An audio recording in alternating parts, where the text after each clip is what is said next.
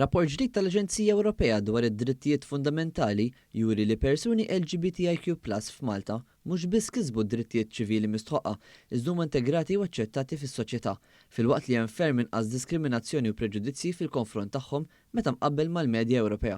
Ir-rapport hu riżultat ta' riċerka li l-Aġenzija Ewropea għamlet fost 100,000 individwu LGBTIQ+ fil-pajjiżi kollha tal-Unjoni Ewropea, fejn stħarġet dwar l-attitudnijiet u l-isfidi li din il-komunità għandha fil-ħajja ta' kuljum. Mir-riżultati tal-istudju jirriżulta li f'Malta 62% tal-persuni LGBTIQ+ ma jaħbux l-orjentazzjoni sesswali tagħhom. Din ir-rata hi 11% aktar mill-medja Ewropea. Ir-rata ta' diskriminazzjoni kontra persuni LGBTIQ+ f'Malta hi wkoll 6% aħjar mill-medja Ewropea. B'mod sinifikanti, 61% tal-individwi LGBTIQ+ qalu li l-Gvern Malti b'mod effettiv qed jikkumbatti l-preġudizzi u l-intolleranza, waqt li l-medja Ewropea jħossu li tali impenn simili jammonta biss għal 26%.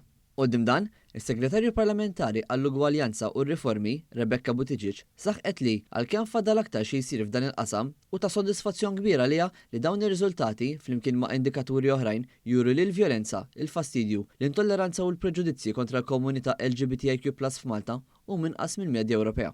Il-Kummissarju Ewropea għall-Ugwaljanza, Elena Dalli, qalet li l-istudju tal-Aġenzija Ewropea tad Drittijiet Fundamentali tal-Bniedem fih minjera ta' informazzjoni dwar l-esperjenzi li jgħixu l-persuni LGBTIQ+ u li dan se jservi biex jiġu identifikati policies oħrajn ħalli tixxejjen id-diskriminazzjoni u jiġu mħarsa d-drittijiet tal-persuni LGBTIQ+.